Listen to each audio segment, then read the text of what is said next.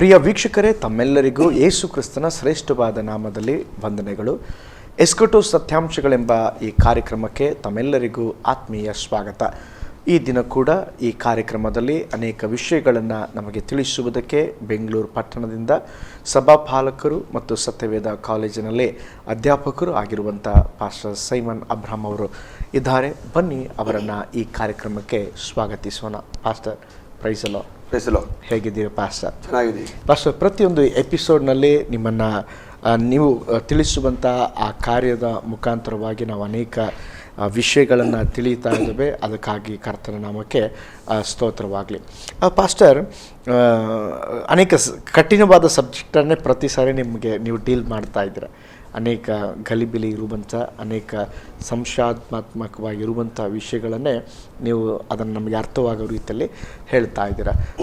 ಇನ್ನು ಈ ಎಸ್ಕೊಟೋ ಸತ್ಯಾಂಶಗಳಲ್ಲಿ ಇನ್ನೊಂದು ಮುಖ್ಯವಾದಂಥ ಒಂದು ವಿಷಯ ಪಾಸ್ಟರ್, ಅದು ಬಹಳ ಜನಕ್ಕೂ ಗಲಿಬಿಲಿ ಇದೆ, ಕೆಲವೊಂದು ವಿಶ್ವಾಸಿಗಳಿಗೂ ಗಲಿಬಿಲಿ ಇದೆ. ನಾವು ಪ್ರಕಟಣೆ ಪುಸ್ತಕ 7 ಮತ್ತು 14ನೇ ಅಧ್ಯಾಯದಲ್ಲಿ 1,44,000 ಜನರ ಕುರಿತಾಗಿ ಒಂದು ಸಂಶಯ ಅಲ್ಲ, ಒಂದು ಆ ವಿಷಯದಲ್ಲಿ ಎಲ್ಲರಿಗೂ ಒಂದು ಗಲಿಬಿಲಿ ಇದೆ. ಕೆಲವೊಂದು ಜನರು ಹೇಳ್ತಾರೆ 1,44,000 ಜನ ನಮ್ಮ ಸಮುದಾಯದವರೇ, ನಮ್ಮ ಸಂಘದವರೇ, ಬೇರೆ ಯಾರು ಅಲ್ಲಿ ದೇವರು ಆಯ್ಕೆ ಮಾಡೋದಿಲ್ಲ. ಯಾಕೆಂದರೆ ನಾವು ಮದುವೆ ಆಗೋದಿಲ್ಲ, ನಾವು ದೇವರಿಗಾಗಿ ಎಲ್ಲವನ್ನ ಪರಿತ್ಯಾಗ ಮಾಡಿದ್ದೇವೆ, ಆ ಜನರು ನಾವು ಎಂಬುದಾಗಿ ಒಂದು ಗುಂಪಿನವರು ಹೇಳ್ತಾರೆ. ಇನ್ನೊಂದು ಕಡೆ ಹೇಳ್ತಾರೆ ಇಲ್ಲ, ಅದು ಅವರಲ್ಲ, ಯಹೂದ್ಯ ಜನರು. ಇನ್ನೊಂದು ಕಡೆ ಹೇಳ್ತಾರೆ ಯಹೂದ್ಯ ಜನರಲ್ಲ, ಆ ಸಮಯದಲ್ಲಿ ಹೀಗೆ ಅನೇಕ ವಿಧವಾದಂಥ ಕಾರ್ಯಗಳನ್ನು ಹೇಳ್ತಾರೆ. ಇವತ್ತು ನಮಗೆ ಅದ್ರ ಬಗ್ಗೆ ನಾವು ಚರ್ಚೆ ಮಾಡೋಣ ಪಾಸ್ಟರ್. ಅದ್ರ ಬಗ್ಗೆ ನೀವೇನು ಹೇಳ್ತೀರಾ ಪಾಸ್ಟರ್? ರೈಟ್. ಪ್ರಕಟಣೆ ಗ್ರಂಥ 7 ಮತ್ತು 14ನೇ ಅಧ್ಯಾಯ. ಹೌದು, ನೀವು ಈಗಾಗಲೇ ಹೇಳಿದ ಪ್ರಕಾರವಾಗಿ 7ನೇ ಅಧ್ಯಾಯ ಹಾಗೂ 14ನೇ ಅಧ್ಯಾಯದಲ್ಲಿ 1,44,000 ಜನರ ಬಗ್ಗೆ ಬರೆಯಲ್ಪಟ್ಟಿವೆ. ಇಟ್ಸ್ ವೆರಿ ಕ್ಲಿಯರ್, ಬಹಳ ಸ್ಪಷ್ಟವಾಗಿದೆ. ಹೌದು. ಬಟ್ ಕನ್ನಡ ಬೈಬಲ್ ನಾವು ಓದಿ ನೋಡಿದ್ರೆ, ಕನ್ನಡ ಬೈಬಲ್ 7ನೇ ಅಧ್ಯಾಯದ ಅದರ ಮೇಲೆ ಹೆಡ್ಡಿಂಗ್ ಅಲ್ಲಿ ಬರೆಯಲ್ಪಟ್ಟಿವೆ. ಹೆಡ್ಡಿಂಗ್ ಅಲ್ಲಿ ನೋಡಿದ್ರೆ ಅದರ ತಲೆಬರಹ, ರಕ್ಷಣೆಯನ್ನು ಹೊಂದಿದ ಯಹೂದ್ಯರನ್ನು ಅನ್ಯ ಜನರನ್ನು ಕುರಿತದ್ದು. ಕನ್ನಡದಲ್ಲಿ ಬಹಳ ಸ್ಪಷ್ಟವಾಗಿ ಅದರ ಹೆಡ್ಡಿಂಗ್ ಅಥವಾ ತಲೆಬರಹದಲ್ಲಿ ಕೊಡಲಾಗಿದೆ ನೋಡಿ, ರಕ್ಷಣೆಯನ್ನು ಹೊಂದಿದ ಯಹೂದ್ಯರನ್ನು ಅನ್ಯ ಜನರನ್ನು ಕುರಿತದ್ದು. ಅಲ್ಲಿದೆ ಕೆಲವು ಸಲ ನಾವು ಅದನ್ನು ಓದಕ್ಕೆ ಮರ್ತು ಬಿಡ್ತೀವಿ. ನಾವು ಈ ತರ ಈ ಡಿವಿಷನ್ ಅಧ್ಯಾಯಗಳ ವಾಕ್ಯಗಳ ಅಥವಾ ಅಧ್ಯಾಯಗಳ ವಿಭಜನೆ ಮಾಡಿದ್ದು ನಮಗೆ ಅರ್ಥ ಆಗೋದಕ್ಕೆ ಅಲ್ವಾ. ಬಟ್ ಅಲ್ಲಿ ಕೊಡಲ್ಪಟ್ಟು ನೋಡಿ, ರಕ್ಷಣೆಯನ್ನು ಹೊಂದಿದ ಯಹೂದ್ಯರನ್ನು ಅನ್ಯ ಜನರನ್ನು ಕುರಿತದ್ದು ಅಂತ ಇದೆ. ಓಕೆ.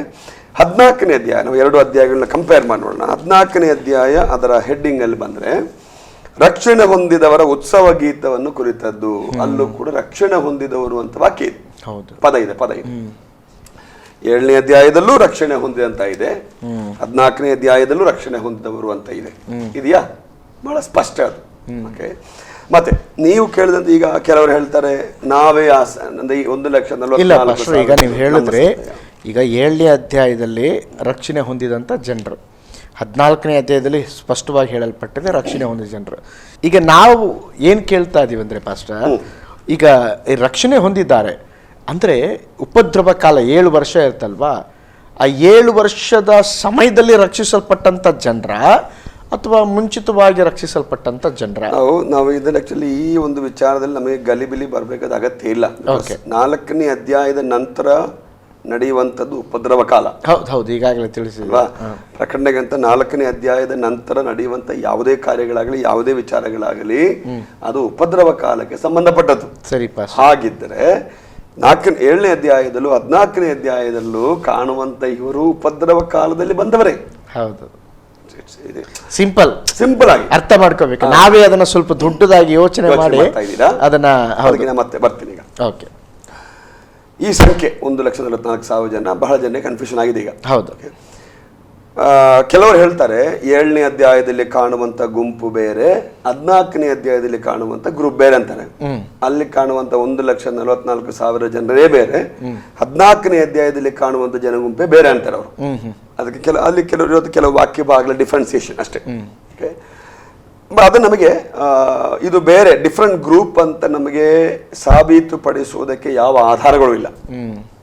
ಆದರೆ ಈ 2 ಅಧ್ಯಾಯದಲ್ಲಿ ಕಾಣುವಂತ ಗುಂಪಿದೆಯಲ್ಲ, ಇದು ಒಂದೇ ಗುಂಪು ಅನ್ನೋದಕ್ಕೆ ಕೆಲವು ಆಧಾರಗಳಿವೆ. ಓಕೆ ಓಕೆ ಓಕೆ, ಅಲ್ಲಿ ಕಾಣುವಂತ 1,44,000 ಜನ, ಇಲ್ಲಿ ಕಾಣುವಂತ ಈ 1,00,000 ಸೇಮ್ ಗ್ರೂಪ್ ಅಂತ ಹೇಳುವಂತ ಅದೇ 1-2-3 ಆಧಾರ ಕೊಡ್ತೀನಿ ನಾನು ನಿಮಗೆ, ಕೊಟ್ಟಾಗ ಗೊತ್ತಾಗತ್ತೆ. ಓಕೆ, ಸೊ ಜನರಲ್ ಆಗಿ ಈ 1,44,000 ಜನ ಯಾರು ಅಂತ ಕೇಳಿದ್ರೆ ನಾವು ಕಲಿಯುವಾಗ ನನಗೆ ಗಮನಕ್ಕೆ ಬರುವಂಥದ್ದು, they are juice who are servants of god.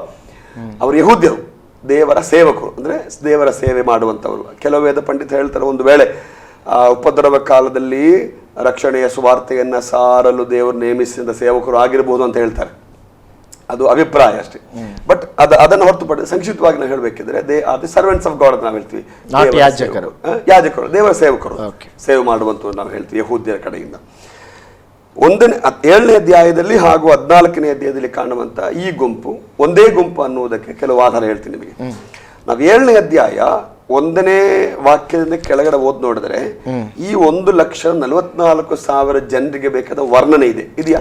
ಇದೆ, ಎಕ್ಸ್ಪ್ಲನೇಷನ್ ಇದೆ. ಹೌದು, ಸ್ವಲ್ಪ ಗಮನಿಸಿ. 7ನೇ ಅಧ್ಯಾಯದಲ್ಲಿ 1ನೇ ವಾಕ್ಯದಿಂದ ಈ 1,44,000 ಜನರ ಬಗ್ಗೆ ವಿವರಣೆ ಕೊಡಲಾಗಿದೆ. 14ನೇ ಅಧ್ಯಾಯ 1ನೇ ವಾಕ್ಯಕ್ಕೆ ಬಂದ್ರೆ ಈ ಜನರ ಬಗ್ಗೆ ವಿವರಣೆ ಇಲ್ಲ. ಆರಂಭದಲ್ಲಿ ನಾವು ಏನದ ಅರ್ಥ, ಆಲ್ರೆಡಿ ಅವ್ರ ಬಗ್ಗೆ ವಿವರಣೆ, ಆಲ್ರೆಡಿ 7ನೇ ಅಧ್ಯಾಯದಲ್ಲಿ ವಿವರಣೆ ಕೊಡಲಾಗಿದೆಯಲ್ಲ, ಇನ್ನು 14ನೇ ದಿನದಿಂದ ಯಾಕೆ ವಿವರಣೆ ಬೇಕು? ಒಂದು ವೇಳೆ ಬೇರೆ ಜನರ ಗುಂಪಾಗಿದ್ರೆ ಕರೆಕ್ಟ್, ಬೇರೆ ಜನ ಗುಂಪಾಗಿದ್ರೆ ಅಲ್ಲೂ ವಿವರಣೆ ಬೇಕಾಗಿತ್ತು. ಸರಿ, ಅದು ಒಂದು ಉದಾಹರಣೆ, ಒಂದು ನಮಗೆ ದೃಷ್ಟಾಂತ. 2ನೇ ದೃಷ್ಟಾಂತ ಅದೇ ವಾಕ್ಯದ ನೋಡ್ತೇವೆ, 1,44,000 ಜನರು. 7ನೇ ಅಧ್ಯಾಯಕ್ಕೆ ಬಂದ್ರೆ ಅಲ್ಲಿ 3ನೇ ವಾಕ್ಯದಲ್ಲಿ ಹಣೆಯ ಮೇಲೆ ಮುದ್ರೆ ಒತ್ತುವ ತನಕ, ಇನ್ನು ಒತ್ತಿದ್ಯಾ? ಇಲ್ಲ. ಮುದ್ರೆ ಒತ್ತುವ ತನಕ. ಇದು ಯಾವ ಮುದ್ರೆ ಪಾಸ್ಟರ್? ಇದು ರಕ್ಷಣೆ. ಅದು ರಕ್ಷಣೆ ಅಲ್ಲ, ಅದರ ಮೊದಲ ರಕ್ಷಣೆ ಅಂತ ಹೇಳುವಾಗ ನಾವು ಸ್ಯಾಲ್ವೇಷನ್ ಅದಲ್ಲ ರಕ್ಷಣೆ. ಇಲ್ಲಿ ನೀವು ಹಳಡಮಡಿಕೆಯಲ್ಲಿ ಗಮನಿಸಿ ನೋಡಿದ್ರೆ, ಎಸ್ಪೆಷಲಿ ಬುಕ್ ಆಫ್ ಎಸ್ಕೇಲ್ 7ನೇ ಅಧ್ಯಾಯದಲ್ಲಿ ಅಲ್ಲಿ ವಾಕ್ಯ ಬರಬೇಡಿ, ಯಾರು ಯೆರೂಸಲೇಮಿನ ಪಟ್ಟಣಕ್ಕಾಗಿ ಗೋಳಾಡುತ್ತಿದ್ದಾರೋ ಅವರ ಹಣೆಯ ಮೇಲೆ ಗುರುತಾಕಿರಿ. ಓಕೆ, ಸೊ ಆ ರೀತಿ ಕೆಲವು ಗುರುತು ಅಂದ್ರೆ ದೇವರಿಗೆ ಸಂಬಂಧಪಟ್ಟವರು ಅನ್ನುವಂಥ ಗುರುತು. ಲೈಕ್ ಹಳೆ ಒಡಂಬಡಿಕೆಯಲ್ಲಿ ಆ ಪಸ್ಕ ಹಬ್ಬ, ಚೊಚ್ಚಲ ಮಕ್ಕಳ ಅವ್ರ ಗುರುತಿಗೆ ಆ ಕುರಿಮರಿಯ ರಕ್ತವನ್ನ ಹಚ್ಚಿದ್ರು. ಅದೇ ತರ ಇಲ್ಲಿ ಹಣೆಯ ಮೇಲೆ ಮುದ್ರೆ ಅಂತ ಹೇಳುವಾಗ it simply means they are belongs to God, ಅವರು ದೇವರಿಗೆ ಸಂಬಂಧಪಟ್ಟವರು ಅಂತ ಹೇಳೋದಕ್ಕೆ. ಮುದ್ರೆ ಹಾಕಿ ಅಂದ್ರೆ ಹಣೆಯ ಮೇಲೆ ಗುರುತು ಹಾಕಿರಿ ಅಂತ ವಾಕ್ಯ ಇದೆ. 14ನೇ ಅಧ್ಯಾಯಕ್ಕೆ ಬಂದಾಗ ಆ ವಾಕ್ಯ ನೋಡ್ರಿ, ಅವರವರ ಹಣೆಯ ಮೇಲೆ ಆತನ ಹೆಸರು ಆತನ ತಂದೆಯ ಹೆಸರು ಬರೆಯಲ್ಪಟ್ಟವು. 14ನೇ ಅಧ್ಯಾಯದಲ್ಲಿ ಮುದ್ರೆ ಹಾಕಲ್ಬಿಟ್ಟಿದೆ, ಇಲ್ಲಿ ಮುದ್ರೆ ಹಾಕಿಲ್ಲ, ಅಲ್ಲಿ ಹಾಕಲ್ಬಿಟ್ರೆ ಯಾರಿಗೆ ಮುದ್ರೆ ಹಾಕಲು ಹೇಳಿದ್ರೋ ಅವರೇ ಇವರು. ಬಿಕಾಸ್ ಇಲ್ಲಿ ಬಂದಾಗ ಆಲ್ರೆಡಿ ಮುದ್ರೆ ಆಯ್ತು. ಒಂದು ವೇಳೆ ಡಿಫ್ರೆಂಟ್ ಗ್ರೂಪ್ ಆಗಿದ್ರೆ ಇಲ್ಲೂ ಹೇಳ್ಬೇಕಾಗಿತ್ತಲ್ಲ ಇವರಿಗೆ ಮುದ್ರೆ ಹಾಕಿ ಅಂತ. ಬಟ್ ಇಲ್ಲಿ ಏನ್ ಬರೆಯಲ್ಪಟ್ಟಿವೆ? ಮುದ್ರೆ ಹಾಕಲಾಗಿದೆ. 7ನೇ ಅಧ್ಯಾಯದಲ್ಲಿ ಏನ್ ಹೇಳಲ್ಪಟ್ಟಿವೆಯೋ ಅದು 14ನೇ ಅಧ್ಯಾಯದಲ್ಲಿ ನೆರವೇರಿದೆ ಅಂತ ನಾವು ನೆರವೇರಿದೆ. ಅದು 2ನೇ ದೃಷ್ಟಾಂತ. ಸೊ ಇವರು ಸೇಮ್ ಅನ್ನೋದಕ್ಕೆ ಪ್ರೂಫ್ ಹೇಳ್ತಾರೆ. 3ನೇದಾಗಿ ನಾವು ಈ 7ನೇ ಅಧ್ಯಾಯದಲ್ಲಿರುವಂತಹ 1,44,000 ಜನರು 14ನೇ ಅಧ್ಯಾಯಕ್ಕೆ ಬಂದಾಗ 1,40,000 ಜನ ಆಗೋದಿಲ್ಲ. ಇಲ್ಲೂ ಎಷ್ಟಿದೆ? ಸೇಮ್ ಅಂಕೆ ಅಥವಾ ಸಂಖ್ಯೆ ಸೇಮ್ ಆಗಿದೆ ಅಲ್ವಾ? ಅಲ್ಲೂ 1,44,000 ಜನ, ಇಲ್ಲೂ 1,44,000 ಜನ. ಸೊ ಬೇರೆ ಗ್ರೂಪ್ ಆಗಿದ್ರೆ ವಿಭಿನ್ನತೆಗಳು ಬರ್ಬೋದಾಗಿತ್ತು, ವ್ಯತ್ಯಾಸಗಳಾಗ್ಬೋದಾಗಿತ್ತು. ಡಿಲೀಷನ್ ಇಲ್ಲ, ಅಡಿಷನ್ ಇಲ್ಲ ಅಲ್ವಾ? ಮೈನಸ್ಸು ಇಲ್ಲ, ಪ್ಲಸ್ ಇಲ್ಲ, ಸೇಮ್.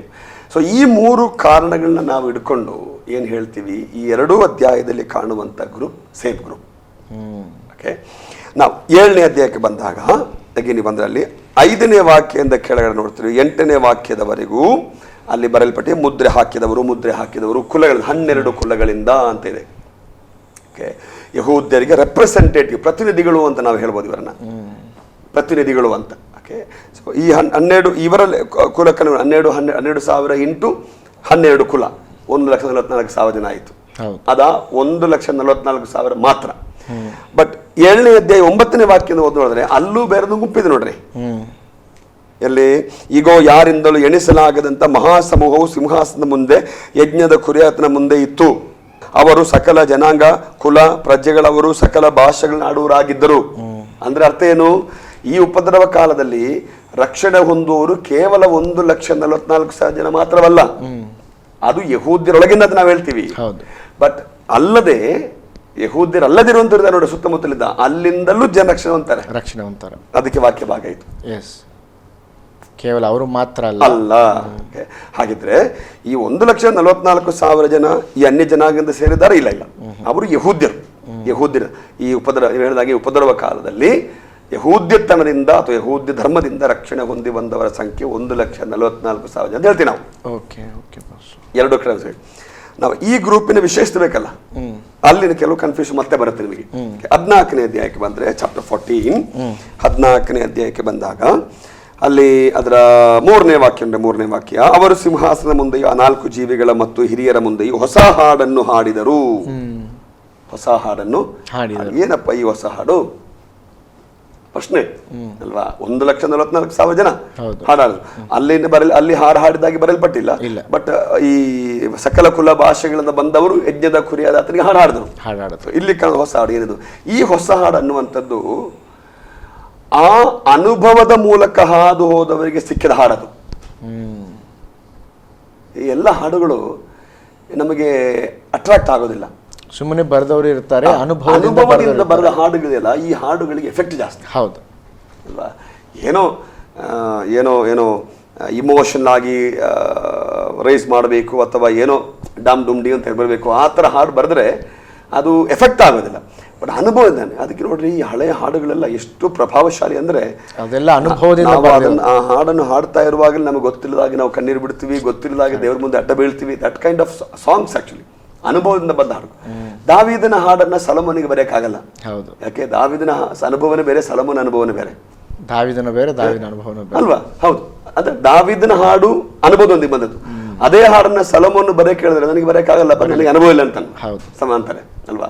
ಅಂದ್ರೆ ಅನುಭವದಿಂದ ಹಾಡು. ಹಾಗೆ ದೇವರು ಹೇಳ್ತಾರೆ, ಈ ಉಪದ್ರವ ಕಾಲದಲ್ಲಿ ಅವರಿಗುಂಟಾದ ಅನುಭವದಲ್ಲಿ ಅವರಿಗೆ ಸಿಕ್ಕಿರುವಂತಹ ಹಾಡು ಅರ್ಥವಾಯ್ತಾ? ಅದು ಹೊಸ ಹಾಡನ್ನ ಹಾಡಿದ್ರು ಅಂತ ಇದೆ ಆ ವಾಕ್ಯದಲ್ಲಿ.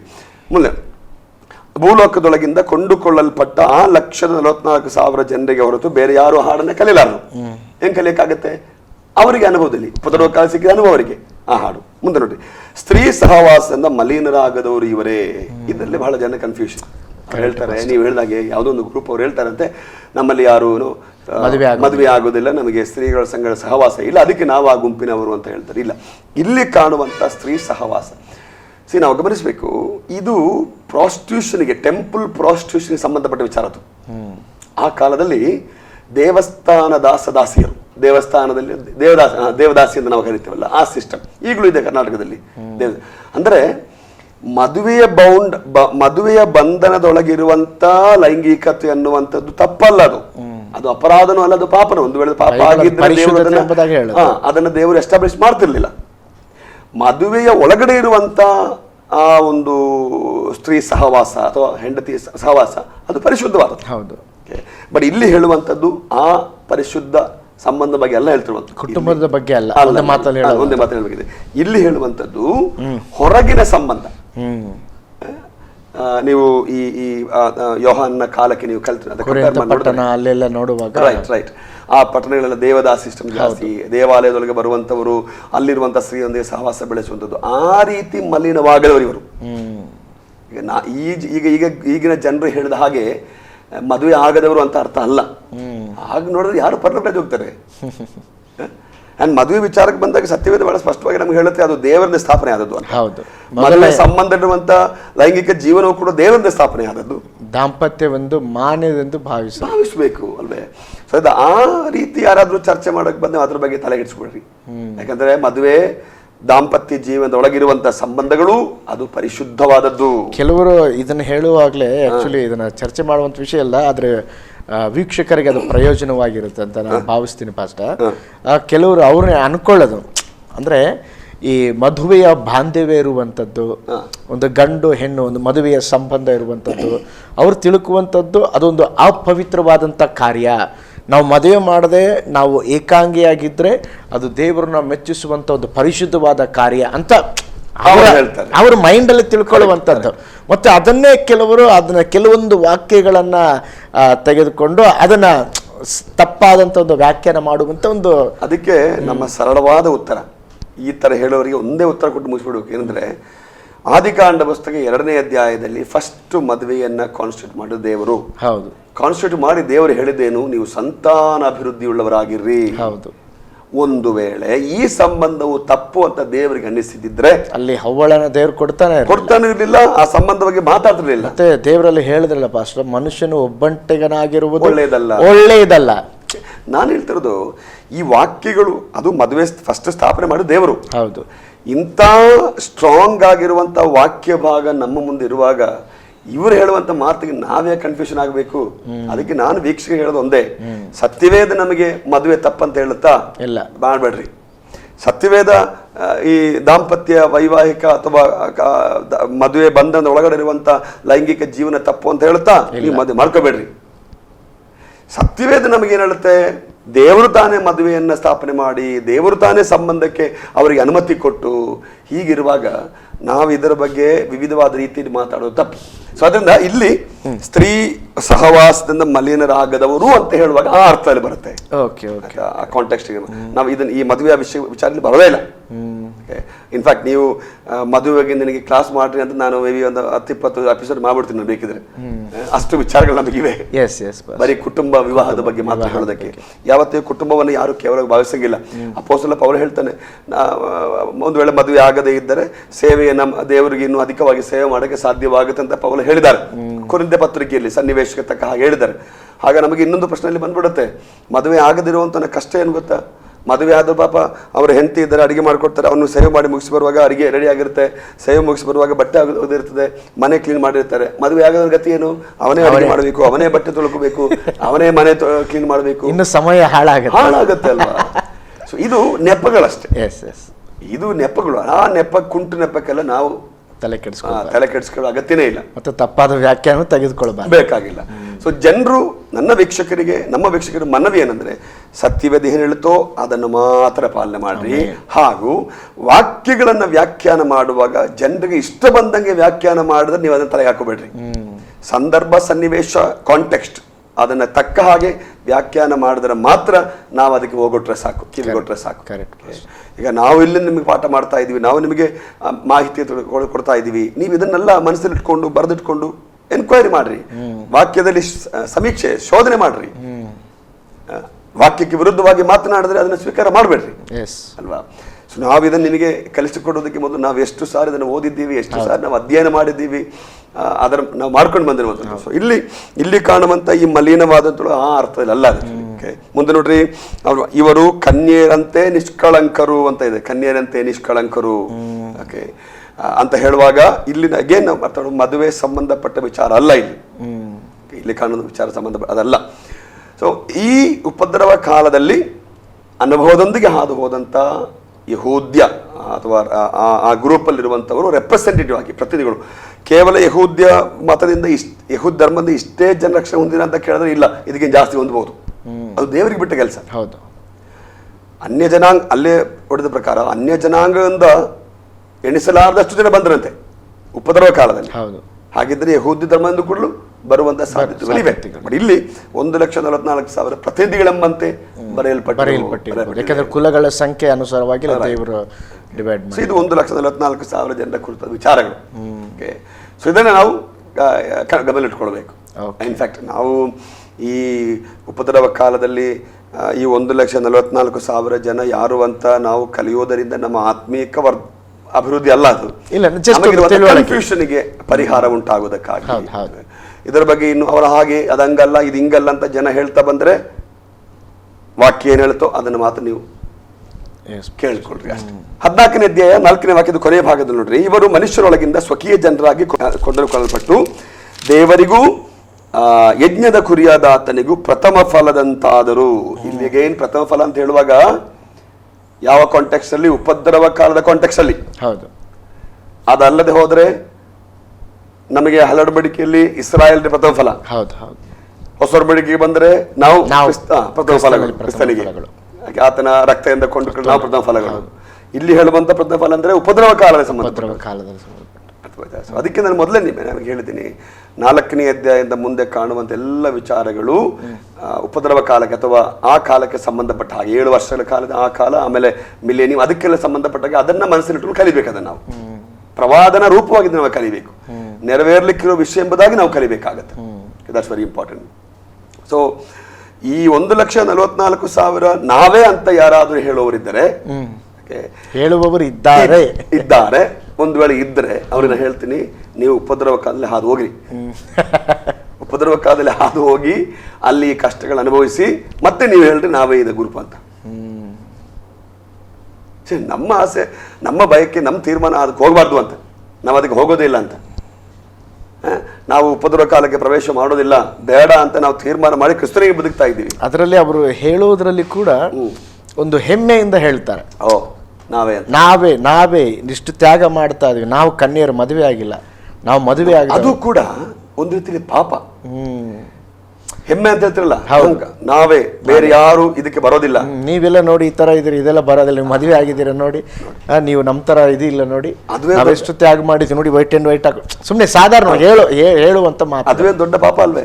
ಇನ್ನೊಬ್ಬರನ್ನ ಕೆಳಮಟ್ಟಕ್ಕೆ ನಡೆಸಿ ಕಡೆಗಾಣಿಸಿ ನಾವೇ ದೊಡ್ಡವರಂತ ಹೇಳು ತಪ್ಪಲ್ವೇ? ಹೌದು ಅಲ್ವೇ? ನಮ್ಮಿಂದ ದೇವರು ಕೇಳೋದೇನು, ನಿಮ್ಮಿಂದ ಇನ್ನೊಬ್ಬರಿಗೆ ಉಪಯೋಗ ಆಗಲಿ, ನೀವು ಇತರರನ್ನ ಶ್ರೇಷ್ಠವಾಗಿ ಪರಿಗಣನೆ ಮಾಡ್ರಿ. ಹೌದು, ನಿಮಗಿಂತ ನನಗಿಂತ ಅವರು ಶ್ರೇಷ್ಠ. ಹೌದು, ಈಗ ನಾನು ಹೇಳ್ಬೇಕಾದ್ರು ನನಗಿಂತ ನೀವು ದೊಡ್ಡವರು, ಹೌದು, ನೀವು ಹೇಳ್ತೀರಾ ನಿನಗಿಂತ ನಾನ್ ದೊಡ್ಡವರು. ಆ ಒಂದು ಚಿಂತನೆ, ಆ ಒಂದು ವಿಚಾರ ನಮಗೇನೆ ನೋಡ್ರಿ, ಅದು ನಮ್ಮನ್ನ ಮೇಲಕ್ಕೆ ನಡೆಸುತ್ತೆ. ನಾವೇ ನಮ್ಮವರೇ, ನಮ್ಮ ಗ್ರೂಪೇ ಅಂತ ಹೇಳೋದಕ್ಕಿಂತ ಇಲ್ಲ, ನಾವೆಲ್ಲರೂ ಈ ಪ್ರಪಂಚ ಎಲ್ಲ ದೇವರ ಮಕ್ಕಳು, ಅದು ಈಗಲಾದ್ರೂ ಸರಿ, ಮುಂದೆ ಆದ್ರೂ ಸರಿ, ಯಾರೆಲ್ಲ ದೇವರ ರಾಜ್ಯಕ್ಕೆ ಸೇರಿ ಅವರೆಲ್ಲ ದೇವರ ರಾಜ್ಯದಲ್ಲಿ ಸಂತೋಷ ಪಡಲಿ ಅನ್ನುವಂಥ ಮನೋಭಾವ ನಮಗಿರಬೇಕು. ಅದು ಬಹಳ ಮುಖ್ಯವಾದ. ಕರೆಕ್ಟ್. ತುಂಬಾ ಥ್ಯಾಂಕ್ಸ್ ಪಾಸ್ಟರ್. ಈ ವಿಷಯದಲ್ಲಿ ಬಹಳ ಜನಕ್ಕೆ ಇವತ್ತು ಬಹಳ ಅರ್ಥಗರ್ಭಿತವಾಗಿ, ವಿಶೇಷವಾಗಿ ಆ 2 ಪದಗಳು ನನಗೆ ಬಹಳ ಇಷ್ಟವಾಯಿತು. ಅದರ ಕುರಿತಾಗಿ ನೀವು ಸವಿಸ್ತಾರವಾದಂಥ ಒಂದು ಎಕ್ಸ್ಪ್ಲೇನನ್ನು ನೀವು ಕೊಟ್ರಿ. ಅದೇ 14ನೇ ಅಧ್ಯಾಯ 4ನೇ, ಸ್ತ್ರೀ ಸಹವಾಸದಿಂದ ಮಲಿನರಾಗದವರು ಮತ್ತು ಕನ್ಯೆಯರಂತೆ ನಿಷ್ಕಳಂಕರು. ಆ ಪದದ ಯಥಾರ್ಥವಾದಂಥ ಒಂದು ಕಾಂಟೆಸ್ಟ್ ಮೇಲೆ ನೀವು ವ್ಯಾಖ್ಯಾನ ಮಾಡಿ ತಿಳಿಸಿದ್ರಿ. ಕೆಲವರು ಆ ಒಂದು ವಾಕ್ಯವನ್ನು ಇಟ್ಕೊಂಡು ಒಂದು ತಪ್ಪಾದಂಥ ಒಂದು ಅಭಿಪ್ರಾಯದಲ್ಲಿ ಇದ್ದರೂ ತಪ್ಪಾದಂಥ ವಾಕ್ಯವನ್ನು ಅರ್ಥ ಮಾಡಿಕೊಂಡಿದ್ರು. ನೀವು ಅದನ್ನು ಬಹಳವಾಗಿ ತಿಳಿಸಿದ್ದೀರ ಸಂಕ್ಷಿಪ್ತವಾಗಿ. ಅಂದರೆ ಆ ಟೈಟಲ್ ನೋಡಿದ್ರೆ ಗೊತ್ತಾಗತ್ತೆ, 1,44,000 ಜನರು ಯಾರು, ಯಾವ ಸಂದರ್ಭದಲ್ಲಿ ದೇವರವ್ರನ್ನ ಆರಿಸ್ಕೊಳ್ತಾ ಇದ್ದಾರೆ. ಅವ್ರು ಪ್ರೆಸೆಂಟ್ ಅಂದರೆ ಅಷ್ಟೇ ಜನ ಅಲ್ಲ, ಅವರು ಒಂದು ವೇಳೆ ಆ ನಾಯಕರ ರೀತಿಯಲ್ಲಿ ದೇವರೊಂದು ರೆಪ್ರೆಸೆಂಟಿವ್ ಪ್ರತಿನಿಧಿಗಳಾಗಿ ದೇವರವ್ರನ್ನ ಆಯ್ಕೆ ಮಾಡಿರಂತ ನೀವು ಹೇಳಿದಿರ. ನಿಜವಾಗ್ಲೂ ವೀಕ್ಷಕರಿಗೆ ಇದು ಪ್ರಯೋಜನವಾಗಿರುತ್ತದೆ, ನೀವು ಅರ್ಥ ಮಾಡ್ಕೊಂಡಿದ್ದೀರಿ ಎಂಬುದಾಗಿ ನಾನು ಭಾವಿಸ್ತೇನೆ. ನೀವು ತಿಳಿದುಕೊಳ್ಳೋದು ಮಾತ್ರವಲ್ಲ, ಇತರರಿಗೆ ಕೂಡ ನೀವು ತಿಳಿಸಿ.